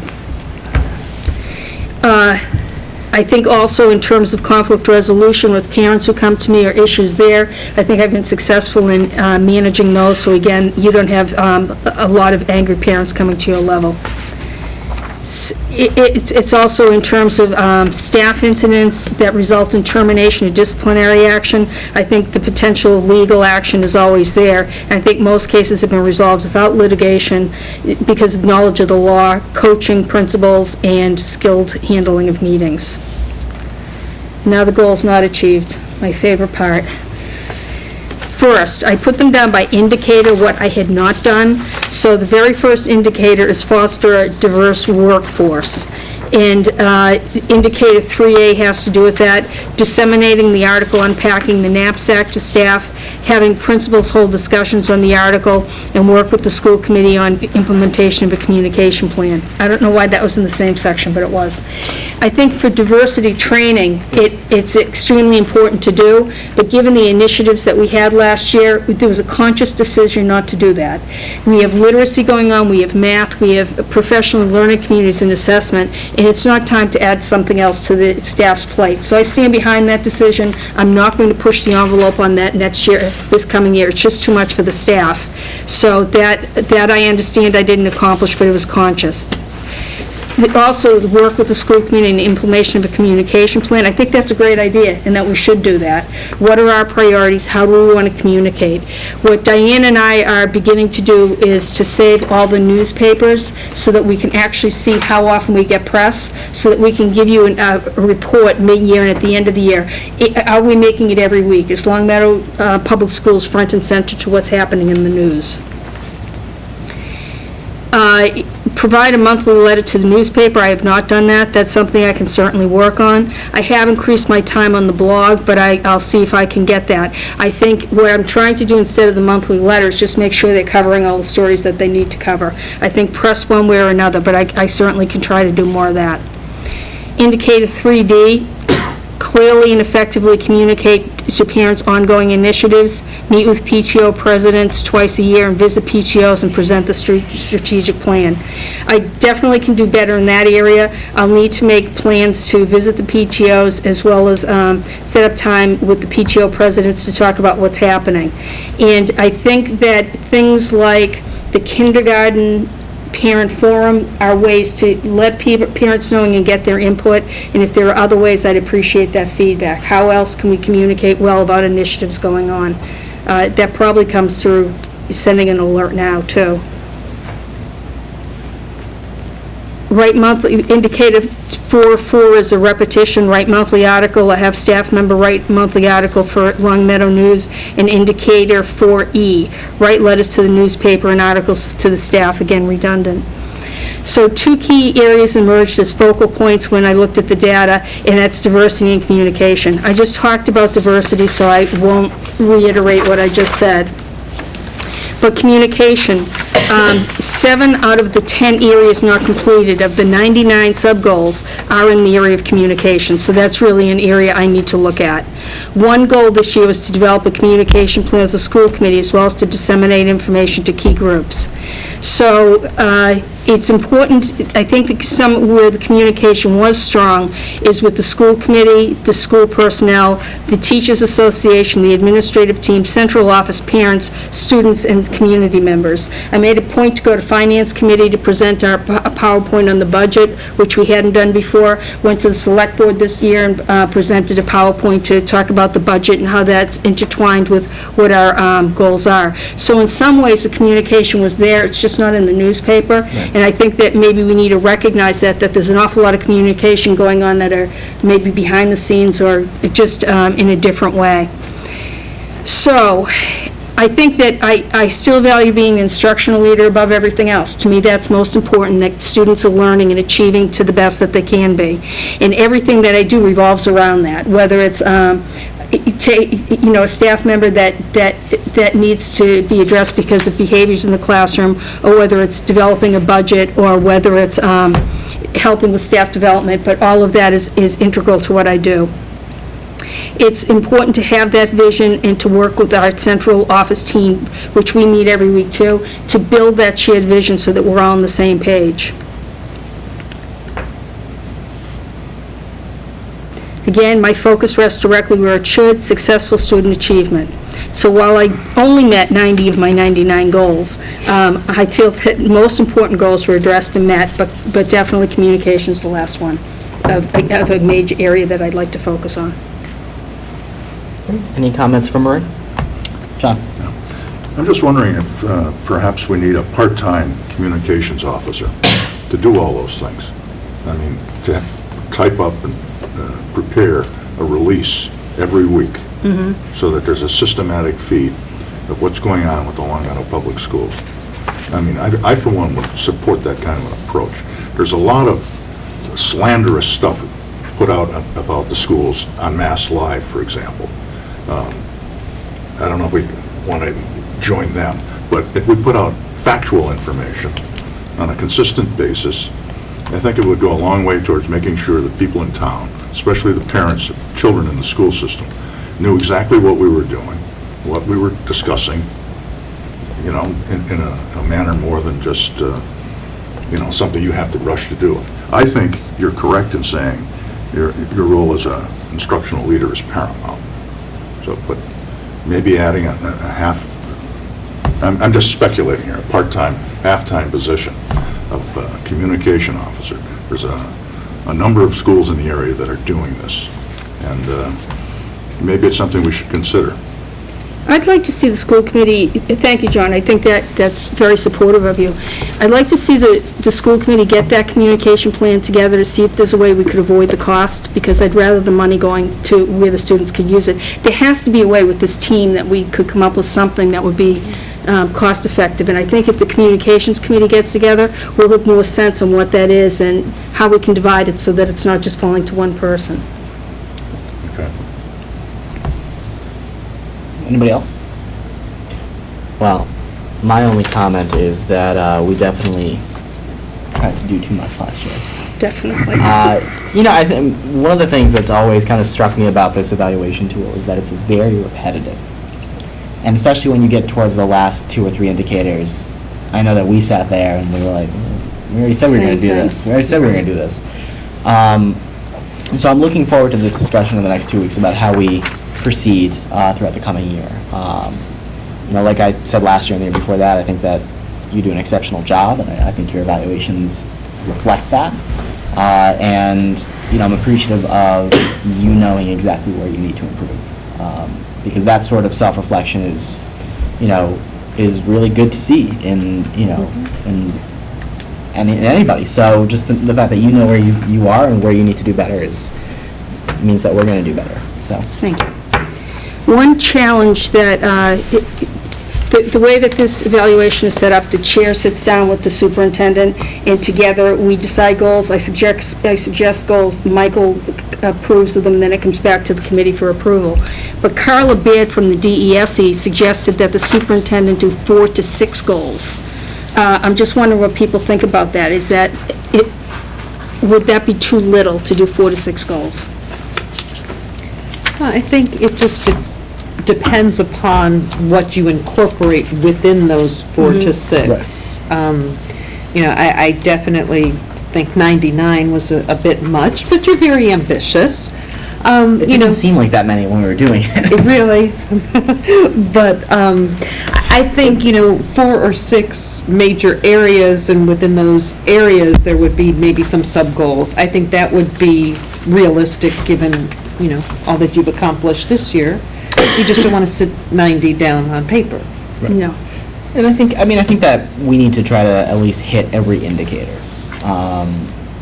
You know, there's like 5 indicators with a whole bunch of sub-indicators, which is where we hit everything. Right. So, I mean, is 5 or 6 goals too little? I don't know. I think when you and I sit down to kind of talk about what you're thinking about, we can feel it out more, and, you know, but sub-goals is... Right, especially with the repetitive nature that you just mentioned. It's like, you know, if you're putting it down just to put it down to fill in the goal, I mean... and you've already covered it, what's... And 6 substantive goals is a lot better than 99 kind of, you know, put together empty goals that amount to a good day's work, but... If we take these 4 major goals that are the standards and work underneath those, what the problem was last year, at looking at the 4 standards, they gave you so many indicators underneath them, and nobody came out and said you don't have to meet every single indicator till now. And the superintendents in the room, when they announced 4 to 6, there was not only a sigh of relief, but there was a little frustration. You didn't tell us this. Right. So we were all scrambling to meet all of these indicators. But maybe we take those 4 and then we come up with, as you said, a few under each category. Yeah. I think that's reasonable. I think so. I'm open to that. So we'll talk about it. All right, moving right along. We don't need to take any action on that. We'll just include that in your record. We have a request for overnight field trip. This is a request so that students taking French at Williams and Glenbrook are able to travel to Quebec, Canada on May 22nd through May 24th of 2014. Do I have a motion? Read it. Please. I move on the recommendation of the superintendent that the school committee approve the overnight field trip request for students from Glenbrook and Williams Middle Schools to travel to Quebec, Canada, May 22nd, 2014, through May 24th, 2014. Second. Motion and a second. Any further discussion? Seeing none, we'll call for a vote. All those in favor? And the motion carries. Moving right along. All right, so this in old business is something we had on the last agenda. We, I guess I'm the delegate, unless anybody, unless John or Liz wants to do it, to the joint conference at the MASC-MASS conference that John, Liz, and I will be attending on the 6th, 7th, and 8th of November. And these are the items that the school committee needs to authorize me to vote yes or no on. So the first item on here is for recommendation for life membership. And I think maybe the best way to do this is for us to all say yes, no, and then make a big motion, unless you want to make a motion on each one. It's up to you. Last time you didn't vote. Oh, we didn't? Do we just have No, a you consensus? just went through and Okay. made consensus as to how you would vote. But you do have to vote to make you the voting member Ah. of your, You wanna, who wants, John, do you want to do it, or you want me to do I'll it? make a motion that Michael Clark There be we the go. voting person. That Nobody wants requires to a do it. second, then I'll vote. Second. All those in favor? Aye. Great. Looking forward to it. Sure you are. All right, so the first two are recommendations for life membership. I don't know either of these people. Me neither. I don't know them either. Someone thinks they deserve Three life people. membership. MASC believes they deserve life membership. Michael, 3. There's one on the back. There's a third one. Oh, Don't forget Stephen. Stephen, I'm sorry. I looked, yeah, okay. So there's 3 people for life membership: Clarence Barchland, William Flannery, and Stephen Oltrino. Stephen's on Malden School Committee. William Flannery was on the Southeastern Regional Vocational Technical School Committee, or is on, and Clarence Batchen has been on the Baypath School Committee, Baypath Regional Vocational School Board for 36 years and is 91 years old. Wow. So, do we believe that they deserve life membership? Sure. I'm fine. Can I ask what that means?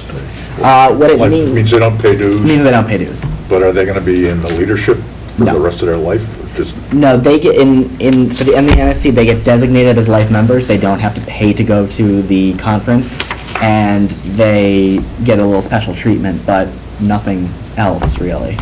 they get a free lunch out They of get probably a free lunch. You know, Rosemary Samlin is a life member of the MASC. Who is Rosemary Samlin from Agawam? from Agawam. Yes, okay. So yes on these. Great. Thanks for sharing that. Well, John knows her. We all know her.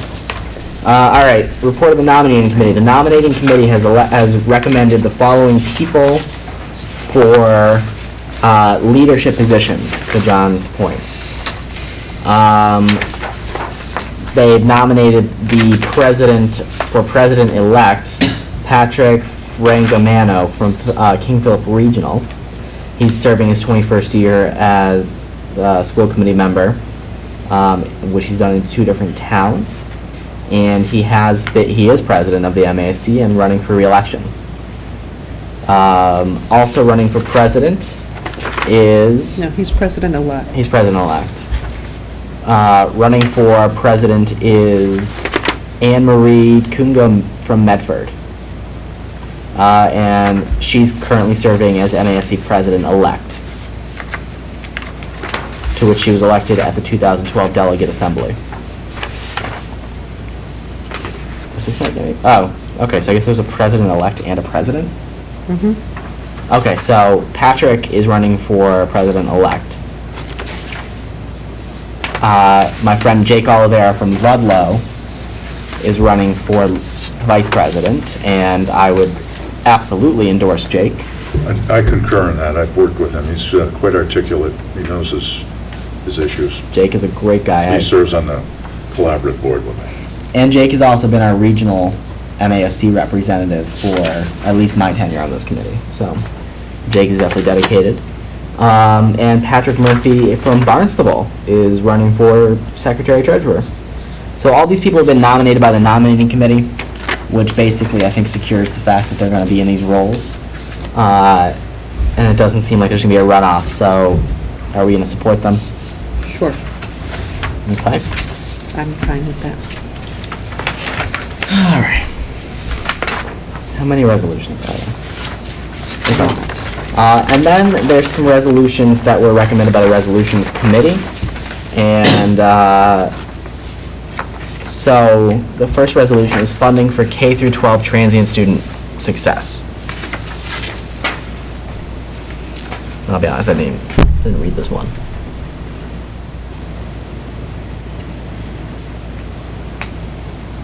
So they're looking to, Transient students are those that in the urban areas are moving frequently. It can happen in the suburban areas too. So they'll be at school for 6 months and go to another, so that there are huge gaps in their education. So they're just looking to expedite their enrollment Yeah. and get them back into a classroom quickly So that- without necessarily waiting for their full records to follow them. so that we can receive funding for them. Yes. Sounds like a yes to me.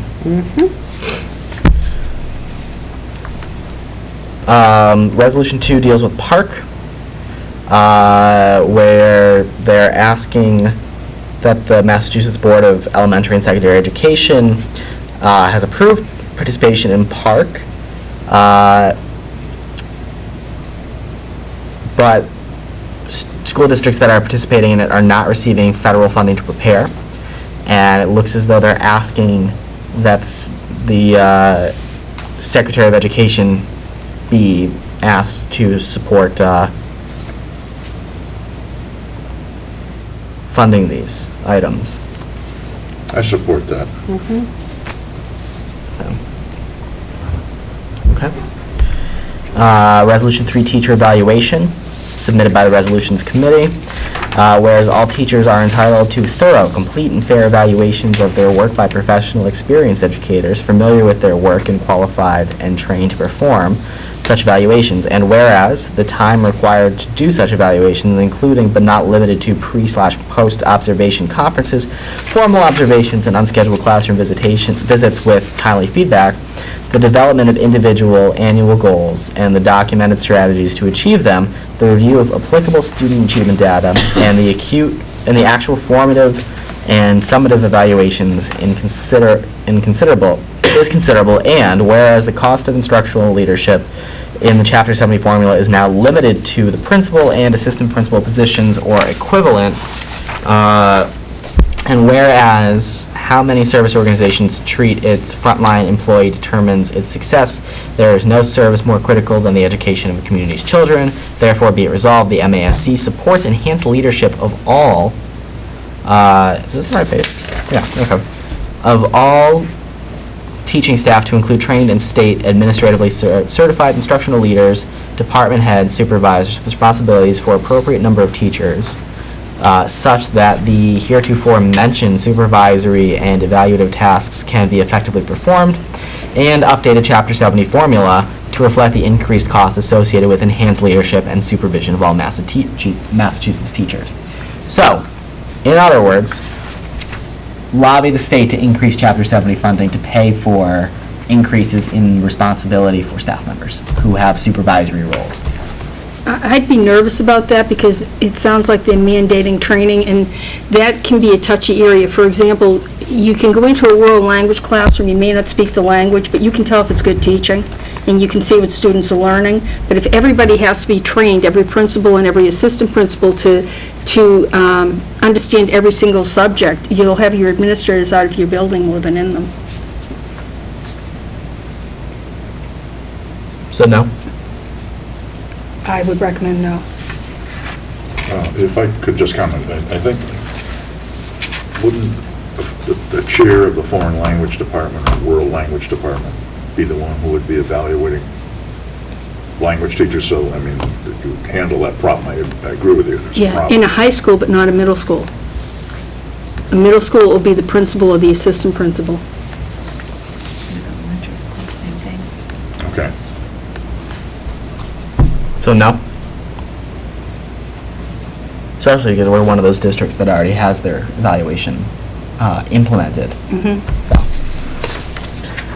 All right, and evaluation of the Commissioner of Education. Why not? Why not? It looks as though the MASC would like to have the Commissioner of Education evaluated on a yearly basis. Yes. Yes, all around. And finally, Resolution 5, confirming the actions of 2012. So last year, the delegates voted yes. We should probably support what they did last year. Yes. I'm pretty sure I was there for that. You were. So, So pretty yes sure I is voted. fine. All right. That was painless. Kinda. Perfect. All right, well, I will go and I will represent all of us. I didn't say well, but I will. I'm sure it will be well. Finally, the last item for discussion before we kind of start to draw this thing down. Ted Steger has been before school committee twice during visitor comments, asking the school committee to take a position on casinos. And normally, I would say that if there was an item that we were being asked to support or not support, if it was not a relevant question to the town, then we probably wouldn't take any position on it. However, there is a warrant article on the upcoming town meeting warrant on November 5th that does ask the town whether or not they should support a non-binding resolution which would oppose a casino in Springfield. Because we've been asked and because this is an issue before the town and there is a clear impact on the district, I feel as though it would be appropriate for the school committee to take a position one way or the other. And so I would open it up to members who might have an idea about what we should say. Okay, but before I do, is it really within your power to determine what we can talk about? I can put it on the agenda. But any member can put something on the agenda. I set the agenda. Because frankly, I reject your claim that we only do it because it's going to be before town meeting. We've passed resolutions in the past on various topics. Sure. Okay, so I just want to clarify that. Janet? Well, I had a question regarding, is it appropriate for the school committee to take a position with the fact that our mission is to maintain educational policies for the town and to promote, supporting all children in a safe learning environment? Well, I understand that the casino issue is a very polarizing issue for people. Does that fall under our Excuse me, committee's? a point of information. John, We don't have a Janet had the resolution. floor. We don't have a resolution before us, and we're now going to have a discussion of it. Janet had the floor. But it's out of order, but just, Interrupting her was out of order. She has the floor. we haven't introduced a resolution. We're discussing whether or not we should propose a resolution. So that was my question, is it in our, realm of what we do here and what we're looking at of, maintaining educational policies, supporting all children, helping them achieve their highest potential? I don't see how a casino vote affects that. And that's my question of, is it appropriate for the school committee to take a position? Sure. John? The answer to that question is yes, it is appropriate. And I'm going to make a proposal here where I speak directly to those questions of what a casino would do to the community of the town of Long Meadow and its impact on our residents, and that would include our students. Do you have a resolution to make? I have one. Would you like to make it? Okay, it's a resolution by the Long Meadow School Committee. The Long Meadow School Committee wishes to go on record in opposition to the placement of a gambling casino in the city of Springfield. We urge all citizens of Long Meadow to attend the Fall Town Meeting scheduled for Tuesday, 5 November 2013 at 7 p.m. at the high school, and to vote in opposition to the placement of a gambling casino in the city of Springfield. We further urge the Massachusetts Gaming Commission not to approve the placement of a gambling casino in the city of Springfield. Our reasons for taking this position are simply stated. A gambling casino promotes irrationality, immorality, greed, crime, and malevolent and antisocial behaviors. These are not the values that the Long Meadow Public Schools attempt to cultivate in our students. Our mission statement reads, Long Meadow Public Schools will prepare learners to achieve their full potential, contribute to a global community, cultivate confident critical thinkers and problem solvers, create and maintain a safe environment, develop the skills and habits of mind for lifelong learning. A gambling casino in Springfield promotes none of these values or ideals.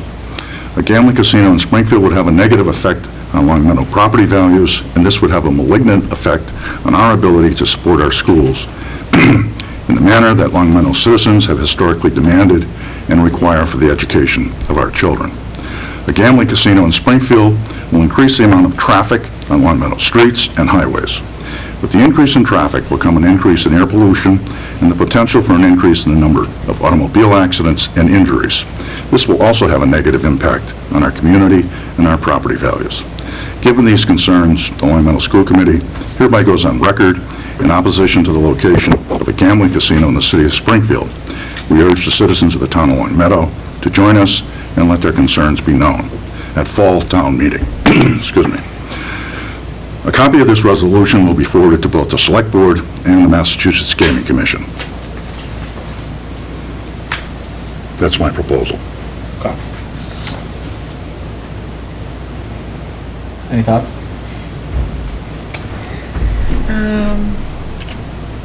It requires a second, I think, for discussion. If we're following Robert's rules. So that was a motion? Yes. Can I have a second? Second, to get this on the floor for discussion?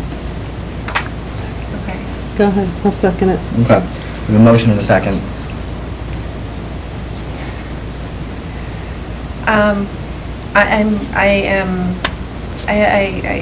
kind of on the fence with this one. I've got thoughts on if it does affect the property values, then it will then affect the assessment values of the homes, and then affect the taxes that the town pays, and the amount of money we have available to spend on the schools. So that's kind of one of my biggest questions. So I don't know, I guess I'd like to hear, I guess I need to do a little bit more on this. Jen? I think too, isn't it, with the proposal comes funding to the individual neighboring communities, and if we are making such a statement that we are in opposition and yet the casino is implemented, could that not negatively affect the amount of monies that we receive for infrastructure and compensation? The other thing is that I believe number one is not based in fact, it's opinion about casinos promoting irrationality, immorality, greed, crime, malevolence, antisocial. I would like to see studies that support that, well-done, documented studies. I don't know. I don't know that as a member of a school committee, whose interest is the students and the policies that we promote for students, I don't know that I'm in a position that I wish to take a stand either for or against. John? Well, to respond to your first point, I think you have to establish that this casino is a problem. Because if it goes through, we're going to ask for mitigation. We're going to ask for money, maybe ask for $1 million per year. I think that's something we ought to consider. And so you should make the case that we were concerned about the effect of the casino on our community. And that strengthens our hand when it comes to bargaining for money, if it goes through. Frankly, I don't want it to go through. As to my claims of irrationality, well, there's lots of studies on gambling. I can give you some if you like. The house always wins. The odds are always with the house. Let me just find one here for you. The Wall Street Journal, how often do gamblers really win? And it's seldom is the answer. Inside a casino, there are no clocks, so it's a timeless environment. Most casinos start serving alcoholic beverages at 8 o'clock in the morning. Some of them serve it 24 hours a day. Now, if that's not an irrational atmosphere, or one that has contempt for any kind of rational thinking, I don't know what else you could add. In terms of immorality, it encourages people to believe they can make money without work, and that goes to the very heart of the kind of values we're supporting. Education and thinking skills, and that's why irrationality's down there. Because a gambling casino appeals to lady luck. It appeals to superstition. Okay? And your second point, I think, number 2, our mission statement clearly addresses that we should be concerned about what's going on in this community, beyond the schools. It's what's going on in the streets, people driving through our community who are intoxicated or angry about their losses, increases the potential for accidents, injuries.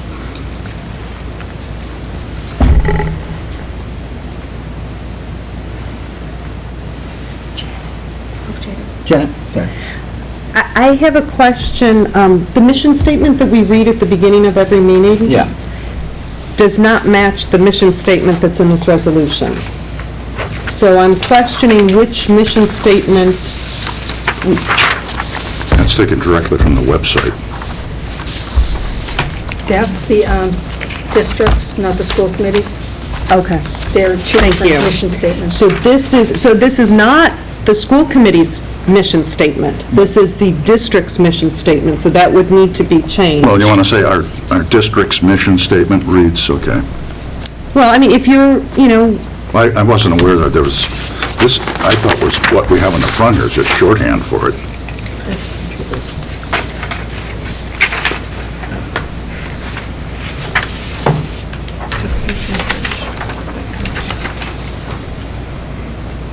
So you want to say our district mission statement? well, I think for clarity, Okay, it I'll needs accept to that. be, is that it's not the school committee's mission statement, it is the district's mission But statement. the school committee created the district's mission statement.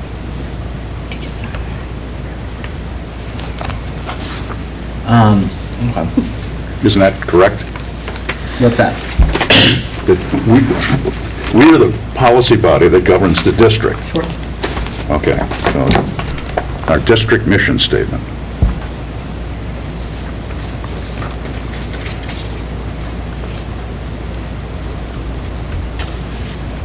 So I think the question is, do we want to take some time to edit a proposed resolution before our next meeting, which is before town meeting? I'm perfectly happy with this one as it is. And allow the 3 members who are not at this meeting to have a say in how the committee votes? Or do we want to take action tonight? And I'm comfortable doing either. I will leave it up to... I would personally recommend that, I don't think this is a trivial issue that should be decided on by only 4 members present. I think that those who aren't here should have an opportunity to speak to it. Just because it is a big, Right. big deal. It's a huge deal. So I would be in favor of waiting till our next meeting. I would too. I think that's a good idea. I'd like to have everyone's thoughts, 7 of us. And in the meantime, John, what I think we can do is we can, obviously this is now part of, it was in the packet, and so we can make sure that school committee has opportunity to submit feedback to you, and we can bring another one, for a revised one forward at the next meeting. Excuse me, I don't think that's the way this should work. We have a motion on the table, I put a so we motion do need forward, it's to- been So should seconded. Now you can vote on We that. can withdraw our motion? Well, I could do that, Or but wait we a can minute. Or you can Right. vote not to handle it now, or you could vote to table We can it, vote to lay, we can vote to lay it on the table, if that's, and then pick it up at, but if I may correct everyone here, or just suggest this to people here, at our last meeting, when we had a discussion about gambling, you suggested that we put something together and bring it forward to the next meeting. yeah. Okay, but 3 people are not here. Now, I don't Which- know why. Well, that's, certainly their own business as to why they're not here and not for public discussion. Okay, well, But, I think the measure would carry more support if all 7 members voted on it. so would you like to table the motion? I'd like to bring it forward at our next meeting, Okay, so as is, as is? with the sole exception of, number 2 should read, our district's mission statement. Okay. So, Okay? are you going to make a motion to? And I will retype it and submit it. Okay. But I would like that on the agenda, and perhaps not at 9 o'clock at night, maybe a little bit earlier in the agenda. It's under old business. Old business comes when it comes, and we have a long agenda tonight, John. I can't help So it. it'll It's 9 appear under o'clock. old business or new business? Old. It was brought up at the last meeting. It's now old business. Old business, so it'll be in the, okay. Thank you. So we still have a motion on the table. So do you have a motion to table? There's still a motion out there to vote on this resolution, so we need to move past that. Do you want me to just remove it until our next meeting? Please. Then I withdraw it until our next meeting. But I want that in the minutes. Okay. And it will be on the next agenda. All right, great. Second, all those in favor? Aye. Okay, that was good. Moving along to our approval of warrants.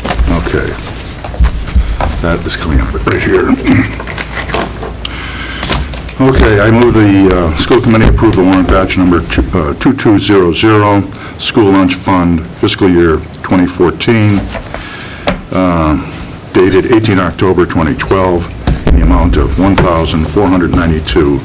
2013? You said October 18th, 2012? You meant 2013? Oh, I have 13 and I read 12, excuse me, 2013. Okay. Second. It's interesting.